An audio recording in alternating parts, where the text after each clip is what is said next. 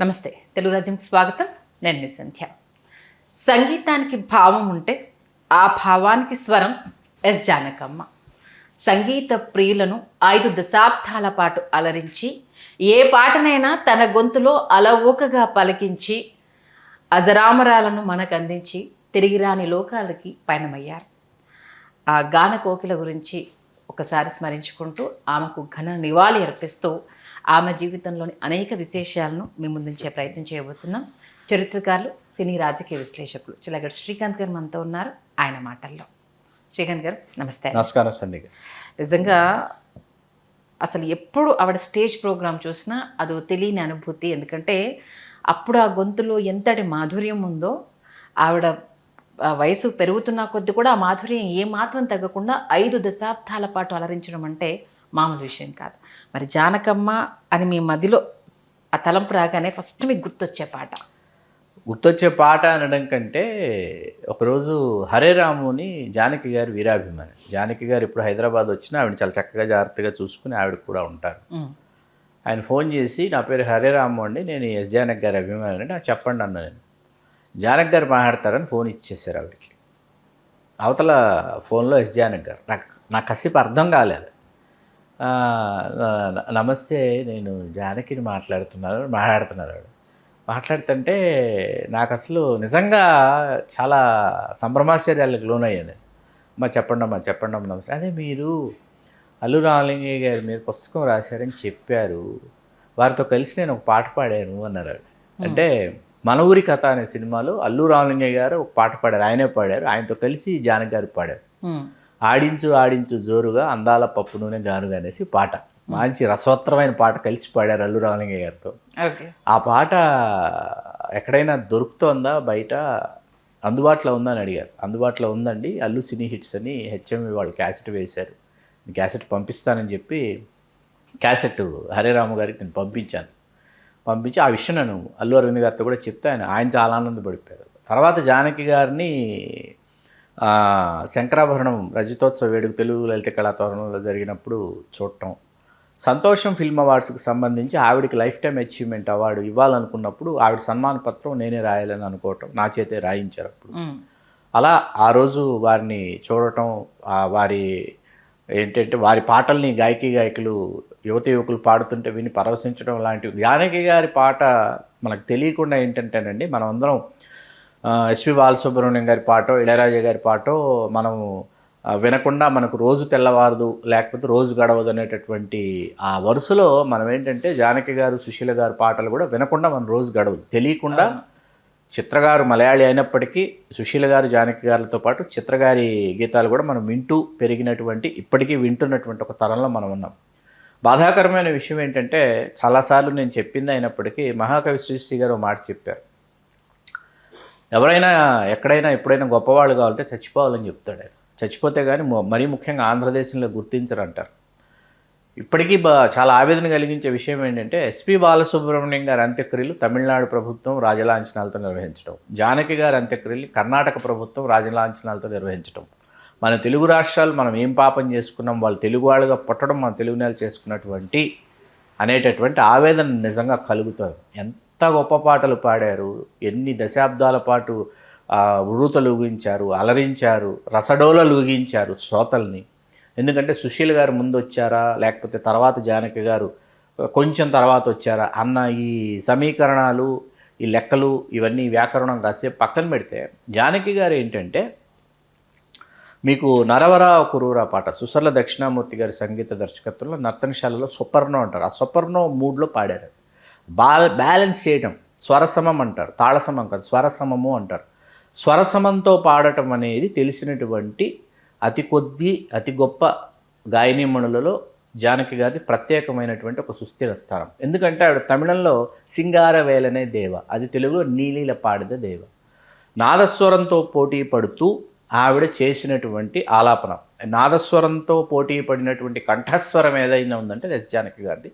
ఇవాళకి ఆ పాట మరొక గాయని కానీ, లేకపోతే మరొకరు ఇంకెవరైనా కానీ, ఆవిడ సమకాలీనంలో మరొకరు కానీ పాడి మెప్పించాలి, ఒప్పించాలి అనేటటువంటి ప్రయత్నం చేయలేదు. కొంతమంది గాయకి మణులు చేశారు, యువగాయకి మణులు, బాలగాయకి మణులు. కొంతమంది ఏంటంటే వాళ్ళకున్న గాత్రధర్మానికి సంబంధించి వారు కూడా అభ్యసించి సంవత్సరాల తరబడి, నెలల తరబడి కాదు, సంవత్సరాల తరబడి అభ్యసించి వాళ్ళు ఆలపించారు. కానీ ఎవరు ఏది ఏ రోజు అంటే ఈ విషయం ఎందుకు చెప్తున్నానంటే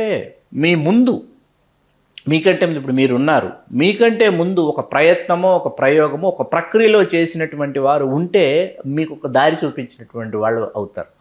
అటువంటివి ఏవీ లేకుండా మీరు ఒక ప్రయత్నం, మీరు ఒక ప్రయోగం, మీరు ఒక ప్రక్రియ మీరు చెయ్యాలంటే అది మొట్టమొదట మీరే అవుతారు. అది తర్వాత తరాల వాళ్ళకి అది మార్గదర్శకం అవుతుంది. కాబట్టి ఆ మొదట చేస్తున్నప్పుడు, మొదట దానిని వినిపిస్తున్నప్పుడు, నేర్చుకుంటున్నప్పుడు, దాని తర్వాత ఆవిష్కరిస్తున్నప్పుడే ఏమవుతుందంటే ఇంత అద్భుతంగా ఎందుకు వాళ్ళు అజరామరంగా నిలిచిపోయారంటే వాళ్ళు మొట్టమొదట ప్రారంభించారు, మొట్టమొదట శోధించారు, మొట్టమొదట సాధించారు. కాబట్టి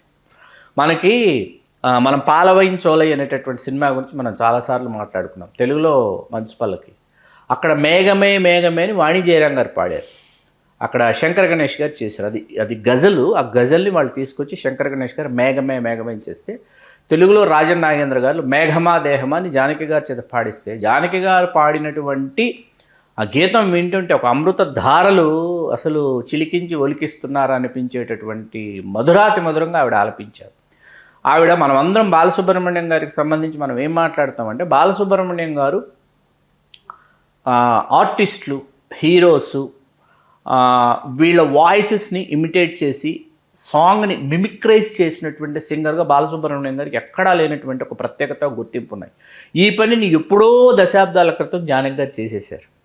ఎప్పుడో చేసేసారు, దశాబ్దాల క్రితం జానకి గారు ఈ పని చేసేసారు. ఎందుకంటే ఏ గాయని పాడుతోంది, ఎవరు ఆలపిస్తున్నటువంటి ఆర్టిస్ట్ ఎవరు అని, ఆర్టిస్టు పాడుతున్నారేమో అనేటటువంటి భ్రమ మనకు కలిగించినటువంటి గాయని ఎస్ జానకి గారు. అందుకే మీకేంటంటే సప్తపది తీసుకోండి, గోవులు తెల్లన గోపయ్య నల్లన, ఎందువలన అంటే అందువలన. ఆ పాట అసలు ఎవరు పాడుతున్నారు, ఇది ఎవరు గాయని మణి పాడుతున్నారు, ఎవరైనా బాల గాయకుడు ఎవరైనా పాడుతున్నారు అనేటటువంటి పరిస్థితిలో మనం వింటాం కేవి మహాదేవన్ గారి సంగీతంలో. మనకి రమేష్ నాయుడు గారి సంగీతంలో శ్రీవారి శోభనం అని ఒక సినిమా ఉంది. అందులో హీరోయిన్కి పాడుతూ హీరోయిన్ తర్వాత బామ్మ పాడాలి, వెనువెంటే పాడాలి. బామ్మది కూడా ఆవిడే పాడి ఆ గొంతులో వణుకు అవన్నీ తీసుకొచ్చి అలకపానపు ఎక్కవేళ చిలిపి గోరింక పాట అన్నమాట. ఇట్లాంటి పాటలన్నీ పాడినటువంటి ఒక గాయనిమణి. అలాగే మనకు తెలుగులో జోరు మీద ఉన్న పాట తమిళంలో జానకి గారు పాడారు. అట్లాగే గుడిగంటల ఆలయమణి అంటారు, అక్కడ తమిళంలో పాడినటువంటి పాటలు కావచ్చు. అలాగే పోలీస్ కానిస్టేబుల్ కూతురు తెలుగులో వచ్చింది, పోలీస్ కారన్ కూతురు, అది ఆవిడే తమిళంలో. ఇప్పుడు మనకి తెలుగు తమిళంలో సుశీల గారికి ఎంత ప్రజ్ఞాపాఠ వాళ్ళు సుశీల గారిని ఎంతగా తమిళులు తెలుగు వాళ్ళు సొంతం చేసుకున్నారు, జానకి గారిని కన్నడిగులు మలయాళీలు అంత సొంతం చేసుకున్నారు. ఎందుకు ఈ విషయం చెప్తున్నానంటే, ఇళయరాజా గారి ముందు ఎంఎస్ విశ్వనాథన్ గారు ఆవిడ గాత్రధర్మానికి సరిపోయేటటువంటి గొప్ప పాటలు పాడించినటువంటి సంగీత దర్శకులలో ఎంఎస్ విశ్వనాథన్ గారు ఉన్నారు, ఎల్ వైద్యనాథన్ గారు ఉన్నారు, జీకే వెంకటేష్ గారు ఉన్నారు. ఇట్లా చాలామంది సుప్రసిద్ధ సంగీత దర్శకులు, కేవి మహాదేవన్ గారు ఉన్నారు. ఉన్నప్పటికీ మీకు ఇళయరాజా గారు జానకి గారి గాత్రానికి సరిపోయేటటువంటి, సరితూగేటటువంటి, వెలకట్టలేనటువంటి మణిమయ మకుటాల్ని ఇళయరాజా గారు ఎస్ జానకి గారి చేత పాడించారు. ఎస్ జానకి గారి చేత మరీ ముఖ్యంగా మనకి ఆకాశం ఏనాటిదో నిరీక్షణలో తీసుకుంటే, మీకు మలయాళంలో మొదట వచ్చిందండి యాత్ర సినిమా. హొయ్రే హొయ్రే యమునా తీరే పాట మలయాళంలో ఆవిడ పాడినటువంటి ఉచ్చారణ ఒకసారి విన్న తర్వాత, అది తెలుగులో యమునా తీరే, తెలుగులో హొయ్రే, మలయాళంలో హొయ్రే హొయ్రే ఆ పాట అనమాట. అక్కడ శోభన గారు, ఇక్కడ అర్చన గారు. మొదట ఆవిడ మలయాళంలో పాడి తర్వాత తెలుగులో పాడిన తర్వాత ఏంటంటే రెండూ విన్నవాడిగా ఏంటంటే, ఎక్కడైనా మలయాళంలో ఆవిడ మలయాళ ఉచ్చారణ ఏదైతే ఉందో ఆ ఉచ్చారణకు సంబంధించి మలయాళ ఉచ్చారణ చాలా కష్టం అండి, చాలా కష్టం మలయాళ ఉచ్చారణ. అట్లాంటిది ఆ ఉచ్చారణ ఎక్కడైనా జానకి గారు ఎక్కడైనా ఆవిడ తెలుగు గాయని అర్థమైపోతుందేమో, తెలిసిపోతుందేమో అని చెప్పి మనం చూస్తాం. ఎందుకంటే అక్కడ అభినయిస్తున్నది సాక్షాత్తు మలయాళీ అయినటువంటి శోభన అభినయిస్తున్నప్పుడు ఏంటంటే, జానకి గారు ఎక్కడా దొరకకుండా, ఎక్కడా అసలు తగ్గకుండా ఆవిడ పాడినటువంటి తీరు అనన్య సామాన్యం, అమోఘం అన్నమాట. తెలుగులో మళ్ళీ ఆవిడే పాడారు. ఎన్ని గీతాలండి, ఎన్ని మధురమైన గీతాలు, ఎన్ని మృదుమధురమైన గీతాలు.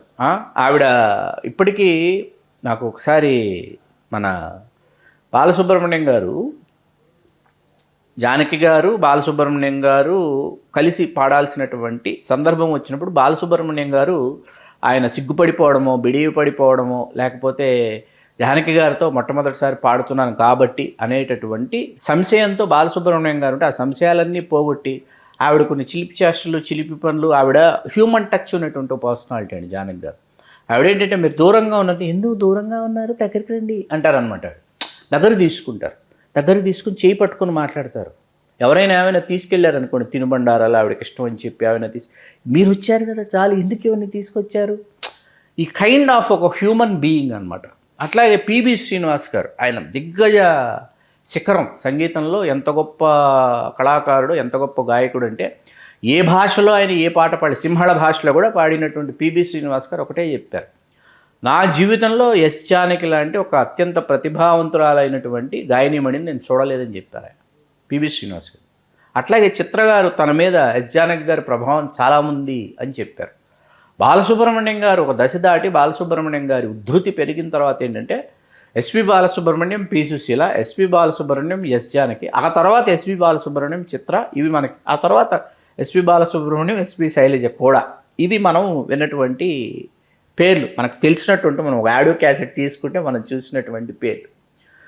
వీళ్ళు పాడటం కోసమే పుట్టారా, అవును, భగవంతుడు వీళ్ళని కేవలం పాడటం కోసమే పుట్టించాడా? కొన్ని లక్షల మంది హృదయాల్లో ఉన్నటువంటి ఆ వెలితి ఏదైతే ఉందో, ఆర్తి ఏదైతే ఉందో, ఆర్తిని చల్లార్చి ఆ వెలితిని తీర్చి మీ మృదుమధురమైనటువంటి గీతాలాపనలతో వాళ్ళ యొక్క బాధల్ని, ఒత్తిళ్ళని పోగొట్టండి అని చెప్పి వాళ్ళని పంపించారని అనిపిస్తుంది. మలయాళానికి సంబంధించి ఇద్దరు గాయనీమణులండి, ఒకరు పి లీల గారు, మరొకరు చిత్ర గారు. తెలుగుకు వచ్చేటప్పటికి సుశీల గారు, జానకి గారు. ఈ నలుగురిని రీప్లేస్ చేసేటటువంటి సింగర్స్ లేరుగాక లేరు.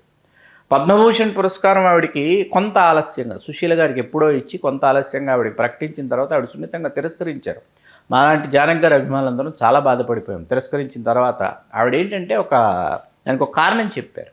ఆ కారణం ఏంటంటే, మేము గాయనీమణులుగా వెలుగొందుతున్న దశలో తీరిక లేకుండా మేము పాటలు పాడుతూ, మేము పాటలు నేర్చుకుంటూ, పాటలు పాడుతూ మేము మా కృషిని కొనసాగిస్తున్నటువంటి సమయంలో మాకు ఇటువంటి పురస్కారాలు ఇచ్చి ఉండి ఉన్నట్లయితే మేము మా కృషిని మరింత గొప్పగా, మరింత జాగ్రత్తగా మేము ఇంకా బాగా చేసి ఉండేవాళ్ళం కదా. మేము ఇప్పుడు దాదాపుగా వడలిపోయి, సడలిపోయి విశ్రాంతి తీసుకునేటటువంటి సమయంలో ఇంకా చాలు, మీరు ఇంక విశ్రాంతి తీసుకోండి, ఇదిగోండి మీరు ఇప్పటి వరకు పాడారు కాబట్టి మీకోసం ఇదిగో ఒక పురస్కారం ఇస్తున్నామని భారత ప్రభుత్వం ఇస్తే అది దానిని ఎట్లా స్వీకరించాలో నాకు అర్థం కావట్లేదు. మేము నిజంగా కృషి చేస్తున్న సమయంలో మాకు ఇవ్వండి, మా భుజం తట్టండి, ప్రోత్సహించండి అప్పుడు అని చెప్పి 12 నంది పురస్కారాలు ఉన్నటువంటి ఏకైక గాయనండి ఎస్ జానకి గారు. రాష్ట్ర ప్రభుత్వ పురస్కారాలు 12 పురస్కారాలు ఉన్న ఏకైక గాయని జానకి గారు. అట్లాగే ఆవిడ కొంత విరామం తీసుకుని తర్వాత సఖీ సినిమాలో 20 సంవత్సరాల క్రితం ఆవిడ పాడినప్పటికి సెప్టెంబర్ మాసం పాట, అసలు ఆ పాట పాడుతున్నది జానకి గారా, లేకపోతే ఆ పెర్ఫామ్ చేస్తున్నటువంటి అమ్మాయి గొంతుకులోకి ఈవిడ ఆవాహన చేసి ఈవిడ ప్రాణప్రతిష్ఠ చేసినంత గొప్పగా ఉంటుంది ఆ పాట. సెప్టెంబర్ మాసం ఇలా మనం మాట్లాడుకుంటూ వెళ్తే ఎస్ జానకి గారి గురించి అలా ఒక మొన్న సఖీ సినిమాలో మనం ముందు దాని గురించి నా ఫేవరెట్ సాంగ్ అని మీరు దాని గురించి ప్రస్తావించారు. నిజంగా 20,000 పాటలు అని అంటే ఇప్పటి సింగర్స్కి అది సాధ్యం కాకపోవచ్చు. ఎందుకంటే ఒక ఎస్పి బాలసుబ్రహ్మణ్యం గారు కావచ్చు, సుశీల గారు కావచ్చు, జానకి గారు కావచ్చు, యేసుదాస్ గారు, వీళ్ళంటే చిత్ర గారు చరిత్ర ఒక్కసారి పుడతారు అంతే, ఒక్కసారి పుడతారు వీళ్ళు, ఎగ్జాంపుల్ పుడతారు అంతే, ఒక్కసారి పుడతారు. వీళ్ళను రీప్లేస్ చేయడం అని అంటే మేబీ కొంత మనల్ని అలరించొచ్చుగా, అంటే కొంత మనల్ని ఆ ట్రాక్ లోకి తీసుకెళ్ళగా, కానీ వీళ్ళలాగా మైమర్పించడం ఎందుకు మైమర్పించలేకపోతున్నారంటే సంధ్య గారు, ఇప్పుడు ఇక్కడ ఉన్నటువంటి విషయం ఏంటంటే ఎందుకు మైమర్పించలేకపోతున్నారంటే, ఇప్పుడు మనం మాట్లాడుకున్న వాళ్ళందరూ కూడా ఒళ్ళు దగ్గర పెట్టుకొని గురువుగారి దగ్గర కూర్చుని, గురువుగారు అంటే ఇక్కడ సంగీతం నేర్పించేటటువంటి గురువు కాదండి. ఎస్పి బాలసుబ్రహ్మణ్యం గారు ఎవరి దగ్గర శాస్త్రీయ సంగీతం నేర్చుకోవాలి, ఆ విషయం మనందరికీ తెలుసు. గురువుగారు అంటే ఎవరైతే మీకు సంగీతం చెబుతున్నారో, అంటే ఎవరైతే మీకు ట్యూన్ ఇస్తున్నారో, ఎవరైతే మీకు లిరిక్ ఇస్తున్నారో, ఎవరైతే మీరు పాడండి అని చెప్పేసి, మీరు ఇలా పాడాలని చెప్పేసి ఆ కండక్టర్ మీకు డిక్టేట్ చేస్తున్నాడో, నోట్స్ కావచ్చు, లేకపోతే ఆ ఆర్కెస్ట్రైజేషన్కి సంబంధించినటువంటి వాళ్ళు ఎవరైనా సరే వాళ్ళందరినీ వీళ్ళు గౌరవించి వాళ్ళను గురువులుగా భావించి ఆ రికార్డింగ్ థియేటర్లు ఏవైతే ఉన్నాయో అట్లాగే ఆ లైవ్ ఆర్కెస్ట్రాలో వీళ్ళు ప్రాక్టీస్ చేసినటువంటి ఆ రోజులు ఉన్నాయో వీళ్ళు నేర్చుకుంటూ ఎప్పటికప్పుడు ఏంటంటే వీళ్ళు ప్రతిరోజు నేను గొప్ప గాయని అయిపోయాను, లేకపోతే నేను తీరికలేనటువంటి గాయని అయిపోయాను లాంటివి ఎప్పుడు బాలసుబ్రహ్మణ్యం గారికి లేవు, సుశీల గారికి లేవు, జానకి గారికి లేవు, ఎవరికి చిత్ర గారికి వాటికి లేదండి. వాళ్ళు ఏంటంటే ఈరోజు నేను ఏం నేర్చుకోవడానికి వచ్చాను, ఈరోజు నేను ఏం తెలుసుకోవడానికి వచ్చాను, ఈరోజు నేను కొత్తగా ఏం నేర్చుకుంటున్నాను. వాళ్ళు మొట్టమొదట మహా సంగీత విద్వాంసుల దగ్గర, సంగీత స్రష్టల దగ్గర పాటలు పాడినటువంటి రోజుల నుంచి తీసుకుంటే చివరి రోజుల్లో చాలా కొత్త సంగీత దర్శకుల దగ్గర మొట్టమొదటిసారి సంగీతం చేస్తున్నటువంటి వాళ్ళ దగ్గర కూడా వాళ్ళు అంతే వినయంతో, అంతే ఒబ్బిడితో, అంతే ఒద్దికతో వాళ్ళు పాటలు నేర్చుకుని పాడినటువంటి సందర్భాల గురించి మనం చాలా పెద్ద విశ్లేషణ ఒకరోజు చేయొచ్చు. ఈవేళ ఆవిడ ఎక్కడ పుట్టారు, పలానా గుంటూరు జిల్లాలో పుట్టారు, ఆ తర్వాత ఇదిగో చెన్నైకి వెళ్ళారు, ఇవి కాదండి. ఆవిడ మరి కొంతకాలం జీవించి ఉండేవారు, కుమారుడు చనిపోయారన్నటువంటి బాధ ఆవిడని తీసుకువెళ్ళిపోయింది. కానీ తొందరగా ఆవిడ ఇప్పటికైనా తెలుగు రాష్ట్రాలు స్పందించి ఇప్పుడు ఈవేళ అమరావతి ప్రాంతం ఏదైతే అభివృద్ధి చెందుతుందో ఆ ప్రాంతానికి చెందినటువంటి ఆవిడ స్వస్థలం ఏదైతే ఉందో అది ఆ ప్రాంతంలో ఉంది. ఆ మహాగాయనిమణి కాంస్య విగ్రహం అక్కడ, అట్లాగే హైదరాబాద్లో, వీలైతే చెన్నైలో కూడా ఆవిడ కాంస్య విగ్రహాలను ప్రతిష్ఠిస్తే నిజంగా సంగీత అభిమానులకి, జానకి గారి అభిమానులకి చాలా వాళ్ళందరం మనం ఆనందపడతాం. నిజంగా ఆవిడకి నిజమైనటువంటి నివాళి అర్పించినట్టు. ఖచ్చితంగా. బట్ నేను అడిగిన దానికి మీరు సమాధానం చెప్పండి. మీరు విన్న ఫస్ట్ పాట కావచ్చు, మీకు నచ్చిన పాట కావచ్చు, ఏంటి అని. ఎండ్లెస్ నీలిమేఘాలలో ఉంది. నీలిమేఘాలలో చాలా ఇష్టం నాకు. నీలిమేఘాలలో గాలి కెరటాలలో చాలా ఇష్టం. నరవరావు కురువర నా ఆల్ టైమ్ ఫేవరెట్. నరవరావు కురువర ఇంకా వేల సార్లు విన్న పాట ఆకాశం ఏనాటిది, అనురాగం ఆనాటిది, కొన్ని వేల సార్లు విన్నటువంటి పాట. నాకంటే ఇది మన జంధ్యాల గారి డైరెక్షన్లో వచ్చింది శ్రీవారి శోభనం. అది పెద్దలకు మాత్రమే మల్లాది వెంకటకృష్ణమూర్తి గారి నవల. నెక్స్ట్ వచ్చేసి శ్రీవారికి ప్రేమలేఖ, దాంట్లో అది రమేష్ నాయుడు గారి సంగీతం. అసలు అందులో ఆ విరుపులు కావచ్చు, ఆ సిగ్గు కావచ్చు, ఆ అంటే పెళ్లి కానటువంటి అమ్మాయి పెళ్లి కుదిరినటువంటి ఆ శ్రీవారి, కాబోయే శ్రీవారికి అంటే ఆమె రాసుకునేటటువంటి లేఖ ఎట్లా ఉంటుంది, ఏ భాషలో ఉంటుంది, ఏ భావ వ్యక్తీకరణతో ఉంటుందనేది తన గొంతులో పలికించినటువంటి మధుర గాయని ఎస్ జానకి గారు. అంటే ఆ లెటర్లో స్టార్టింగ్ వచ్చే వర్డ్స్ని ఆ ఎమోషన్తో చెప్పడం, ఫీల్ అయిపోయి అసలు ఒక్కొక్క దగ్గర అంటే ఆ గొంతులో కొన్ని చోట్ల ఆ తగ్గడము, ఆ ఇష్టాన్ని ప్రదర్శించడము, ఆ కోరికను చెప్పడము అనేది భావుకతని భావానికి స్వరం జానకమ్మ అవుతారు అని చెప్పేసి జానకి గారు ఆ భావుకతను పలికించడం అండి. ఎందుకంటే ఒక్కొక్క మన కోపం ఒకలాగా ఉంటుంది, మన ఆనందం ఒకలాగా ఉంటుంది, ఆవేశం ఒకలా ఉంటుంది, మన తాపం ఒకలాగా ఉంటుంది. వీటినన్నింటినీ గొంతులోనే పలికించాలి మీరు. మళ్ళీ ఇప్పటి జనరేషన్ని అమ్మ పాటతోటి స్టిల్ ఈ మధ్యకాలంలో అమ్మ పాట ఏదన్నా ఉంది అని అంటే రఘువరన్ బీటెక్ సాంగ్ ఎవరికైనా గుర్తొచ్చేది. ఆ పాటను మించి ఇంకెవరు పాడలేరేమో. అసలు ఇది జానకమ్మ గారికే సొంతం, జానకమ్మ గారికి అంకితం అన్నట్టుగా అసలు ఆ పలికించిన భావోద్వేగం కావచ్చు అద్భుతం. అది ఇంకా ఆ జనరేషన్ నుంచి ఈ జనరేషన్ వరకు, ఆ జనరేషన్ వాళ్ళకి చాలా పాటలు ఉన్నాయి. ఈ జనరేషన్లో ఇప్పుడు అమ్మ సెంటిమెంట్ కొత్త తరం వాళ్ళకి అమ్మ నాన్న దాని మీద ఏ పాటలు వచ్చినా దాన్ని యాప్ చేసేసుకుంటున్నాయి, ఇది మన కోసం వచ్చింది అన్నట్టుగా. అలా అమ్మకు సంబంధించి అద్భుతంగా జానకమ్మ ఉలికిచ్చిన ఆ భావోద్వేగము మాటలు వర్ణించలేము. 5 దశాబ్దాల పాట పాడడము అని అంటే మామూలు విషయం కాదండి. అంటే జీవితం పాటలా సాగిపోయింది, జీవితం పాటతో మొదలైంది, జీవితం అనునిత్యం మీ దైనందిన జీవితం పాటతో మొదలై పాటతో పూర్తయ్యేటటువంటి పరిస్థితి. మళ్ళీ వాళ్ళ కాస్ట్యూమ్స్ విషయంలో కూడా అప్పటి సింగర్స్ అంతా ఎంతటి జాగ్రత్తలు తీసుకుంటారనేది స్టేజ్ పర్ఫార్మెన్స్లో మేము ఇలాగే హుందాగా ఉండాలి, ఇంతే గౌరవంగా ఉండాలి, మమ్మల్ని ఎప్పుడు అంటే పాటలో విన్న వాళ్ళు మమ్మల్ని అలానే చూడాలి, అంతే రిసీవింగ్ ఉండాలి అనేసి అని వీళ్ళ వే ఆఫ్ డ్రెస్సింగ్ సెన్స్ గురించి కూడా డిస్కషన్ జరిగేది అప్పట్లో. నిజంగా అలాంటి ఆవిడ మన మధ్య లేకపోవడము, వీళ్ళందరూ అదృష్టాలు ఒకటి ఏంటంటే వీళ్ళు లేకపోయినా వీళ్ళ నిత్యం స్మరించుకుంటారు, వీళ్ళు అజరామరంగా నిలిచిపోతారు. వారు చేసినటువంటి కృషి వల్ల పుణ్యఫలం అంతే, వాళ్ళు అజరామరంగా నిలిచిపోతారు. ఏ కర్మ ఫలమో వాళ్ళు లేకపోయినా వాళ్ళని తలుచుకోవడం, ఆ పాట విన్న జానకమ్మ ఎక్కడున్నావు తల్లి, ఏం పాట పాడావు తల్లి అనేసి అని. బాలసుబ్రహ్మణ్యం ఎక్కడున్నావయ్యా, అసలు మా గొంతుల్లో ఇంకా మా చెవుల్లో మారి మోగిపోతున్నావయ్యా అని వీళ్ళ గురించి నిత్యం స్మరించుకోవడం అనేది ఏ జన్మ పుణ్యఫలమో సార్. నిజంగా నిజంగా ఆమె ఆత్మకు శాంతి కలగాలి. మన తెలుగు రాజ్యం సినిమా ఛానల్ తరపుంచి ఘన నివాళి అర్పిస్తూ ఆవిడ గురించి అద్భుతమైన విషయాలు తెలియజేశారు. ధన్యవాదాలు శ్రీ. ధన్యవాదాలు సంధ్య. హలో, తెలుగు రాజ్యం ఛానల్ చూస్తున్నారా? సామాజిక, రాజకీయ, జీవన చిత్రణే తెలుగు రాజ్యం. అతిశయోక్తులు, అసత్యాలు ఉండవు. రాజకీయ కోణం కాదు, ప్రజా కోణమే కొలబద్ద. తెలుగు రాజ్యం వీక్షణ మీ ఉత్తమ అభిరుచికి నిదర్శనం.